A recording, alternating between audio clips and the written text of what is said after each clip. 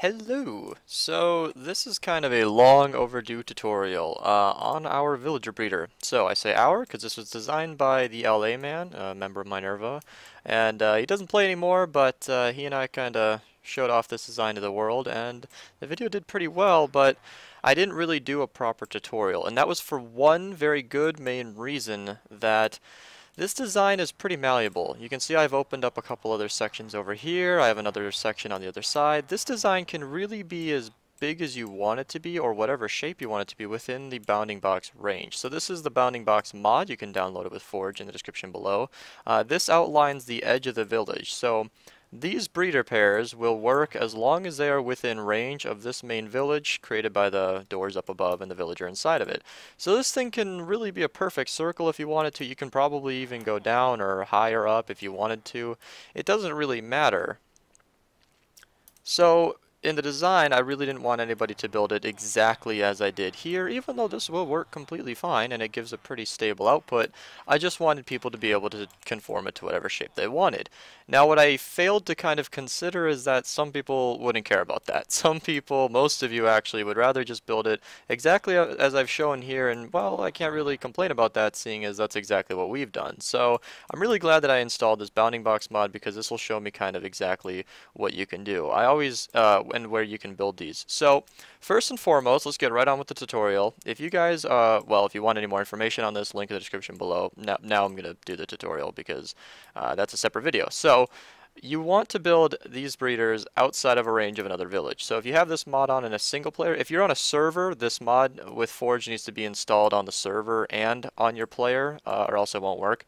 So if you have access to a world download or a testing world, then you should be able to use this just fine. But as a rule of thumb, I think this radius is about 30 blocks long. Just keep it out of the way of like iron titans, iron farms, any redstone-based iron farm. Keep it about 70 or 65 blocks away. And this includes crop farms. They won't work as well. So you will need some kind of crop farm. I suggest Unarybit's design, link in the description below. It's very stable, very good, classic design. There might be better ones, but that's the design I use and trust. And you just want to hook that right up into the item stream. That'll keep these guys going.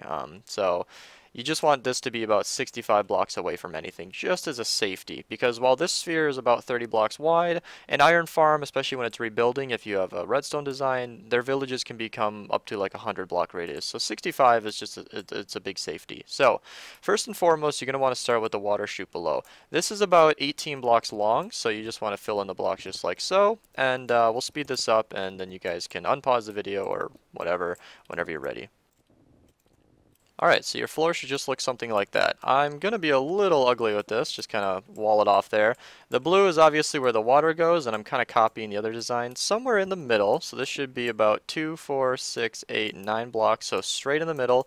Or if you want to test this for yourself, if you want to build this any design, then you can just fill in the blocks like so, and then wherever the water ends, you want the block to end just at the end of the water distance. You see, if we fill it in, it won't flow over.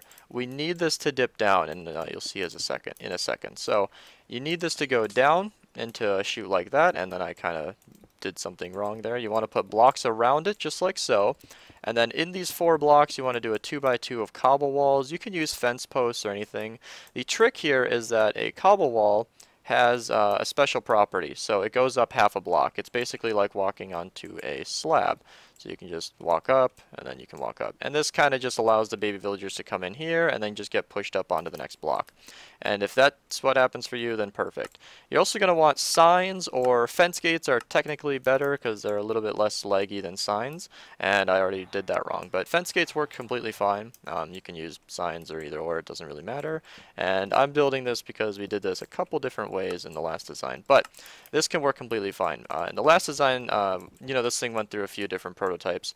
We had the water picking it back up, but if you push them onto the next block, then you should be able to just kind of float yourself along, and it'll push you up. It'll continue right along. So if you want to bring the villagers anywhere else, you're probably going to want to shoot just like this.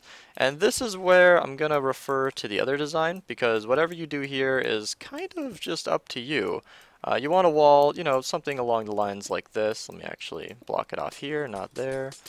You want it somewhere around the line, something like this. So basically the villagers will just come off, land in here, and then you can have this water stream leading wherever you want. In the last design I showed something like this. So all of the designs come to this main point here, where the villagers will get pushed across, and then as they grow up, they're standing under a block of water. Only when they grow up will their hitbox be large enough to swim up, and then they'll kind of go over, and then you can do whatever you want with them. In this case, I have them going into a nice little nice little bath down there, and that's completely fine. So yeah, this is kind of just where I'm going to stop it here as far as my water stream goes. You can lead this straight into a hole if you don't want to build it any bigger or whatnot, but we'll be doing one basic module. And what this will carry is about 16 pairs of 32 villagers total, and it should breed about six babies per villager pair per hour. Okay, so for the next bit, you're going to want to bring it up a couple blocks above the water. So just fill in the glass just like so. Shouldn't be too bad. And also this doesn't need to be glass. I'm only building this for transparency's sake. I'm pretty sure every block in here can be whatever you want it to be, except for the block that's pushed into the villager head. That needs to be glass, or really any block that won't, properly suffocate them. And then the ice does need to be up there. But for this part, you can pretty simply just stagger the fence posts, just like so. Doesn't really matter exactly how you do this, just so long as they're staggered like so. And you can just do it just like that. And this should probably end something like this, because that pair is maybe not going to work as properly, but you want these to be spread out like so. And the villagers will be standing on this, and this is kind of how it works. The two villagers will be opposite ends, and then their babies will get shot out into the item stream, and that's exactly what you want. So after you get the fence posts in, you're going to want to build up the glass or whatever block you chose walls up around the villagers one more block above the glass. This should be at the villager's foot level, and then you can kind of wall it off wherever you want. And then you want to put in your ice stream. So this is where the food's going to get carried along. You can plug this into whatever food farm you want, or a dispenser, or if you want to throw in the food by hand, that's fine. Just know that the villagers do need a regular amount of food kind of per hour. It's just a steady stream of food so that they can produce all the babies that you want. And then you can just wall this off at some point. So placing against the glass, you're just going to want to stagger it like so. You don't want the glass to be next to the villagers. You don't want it to be on top of the villagers or on the fence post. You want it to be staggered. So it should be just like that. Empty blocks above the fence post should look along these lines here. And this is kind of the tricky part. It's going to be easy for me because I'm in creative mode, but having built this before, I can share your guys' pain with this next bit. Getting the villagers in. So I would suggest, if you're building this in survival mode, obviously, like if you're building this with other people, you might want their help. Building some kind of trench like this. So if you already have villagers or a makeshift breeder like Unarybit's designer, a little bit easier to set up, or whatever kind of system, link in the description below to my tutorial on this, where it'll probably help you with getting villagers without a breeder. But you want to just kind of nudge the villagers in, use water streams. If you want to use minecarts, that's fine, but in some shape or form, get the villagers into these holes. And you can see they will try to jump out, but if you built this correctly, they won't be able to, because they can't jump 1.5 blocks. So when you get all the villagers in place, it should look, something like this. So hopefully you did this as you were building, but you're going to want to nudge these guys, make sure they are in opposite corners, because that's kind of how it works. You want their hitbox like that, to be centered on the fence post. You can see from below, you can kind of see that it's centered on the fence post. There's no room for that baby. So whenever they're spawned in, they'll get killed immediately. Not killed. Whenever they're spawned in from the villager pair, they'll just fly out right away. Let me get rid of this guy here. Sorry, only room for 2. I actually don't have much experience with if it's better or not to have more than 2 villagers in here. I was asked this question before, but as a safety, I would keep it down to 2. But yeah, once all your villagers are in there, you're just going to want to nudge them apart. It's not the worst thing in the world if they're next to each other like this. I think it should work completely the same, but just as a safety, do this. So the next bit is a little bit tricky. You want to get the glass block in their head. So you want it to be on level with this block over here. From here, you're probably going to be needing a lot of pistons, because if I'm not mistaken, you can't place blocks next to this, because you see their hitbox is just barely, or it's kind of over in the block. I don't know. Their collision box is in the way, so it's going to be a little bit tricky to get those blocks in.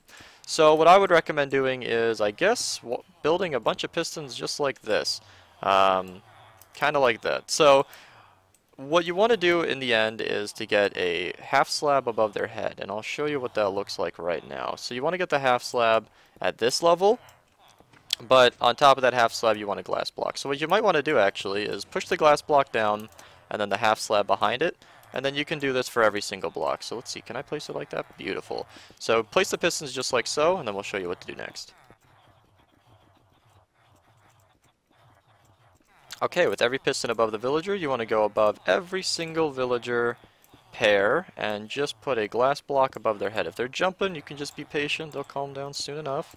Get every single glass block in, and then go along up top with a redstone block, and then you can just kind of place it like this. It'll push all the glass blocks down and probably stop them from jumping, seeing as they can't really jump into glass.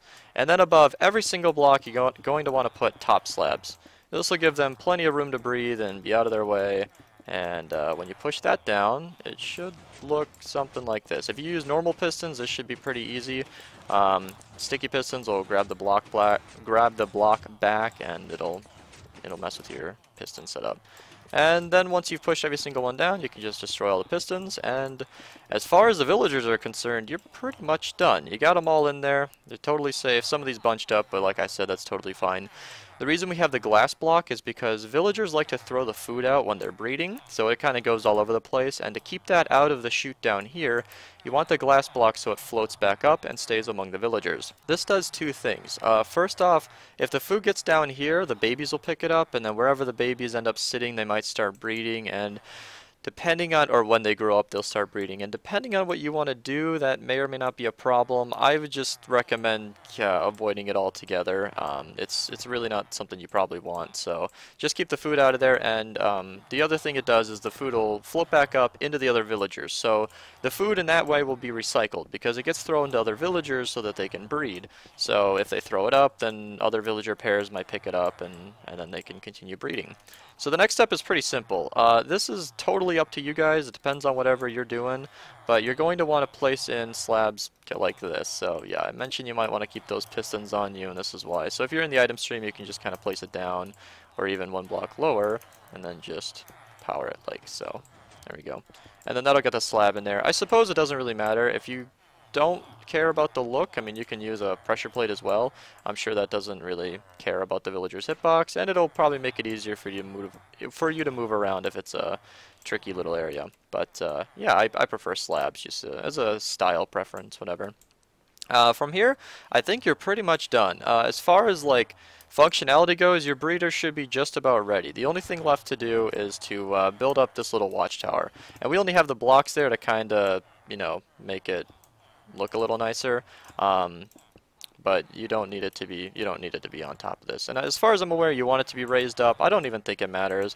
Like I showed with the bounding box mod, as long as they're in this sphere, you should be totally fine. So you want the villager to be high up because it'll be out of the way. This guy won't pick up any of the food or be any kind of distraction for the other villagers or anything. And what doors you use is completely, you know, up to you as well. Where are doors? Okay, I don't usually play creative. So you just want to place the doors however you want, as long as they're on like these 8 blocks or 6 blocks or whatever you want to use. I don't really know exactly how many doors you need, but 8's just a safety, pretty easy to set up. If you guys can't get 8 doors, then you might want to flood your villagers. That shouldn't be a problem.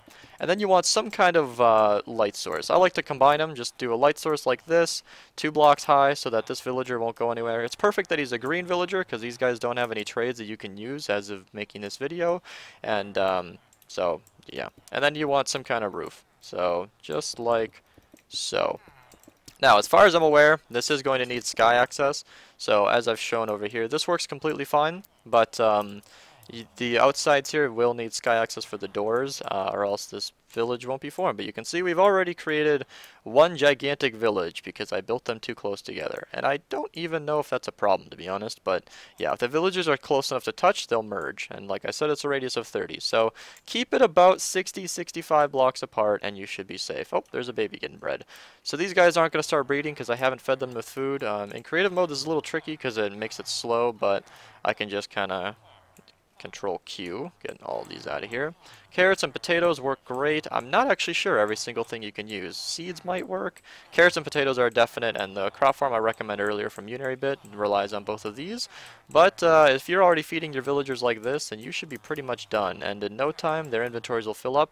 They'll start breeding, and you'll be getting villagers. So I hope this tutorial kind of calmed down a lot of you. I got a lot of nasty comments in my first video showcasing this design because a lot of people didn't like the fact that I didn't do a block for block tutorial. And while I understand those claims, my reasoning still holds from before that I really don't want this to be a design that you copy block for block. But, you know, if you want to do it, then as you just saw, this will work completely fine. In fact, we've already got a brand new villager from the herd. So, hope you enjoyed. Subscribe if you haven't. Check out some of my other videos. We do a lot of Minecraft technical stuff kind of like this, and I think you might enjoy your stay. And if you don't, then no harm, no foul. So, that's it for me. Thanks for watching.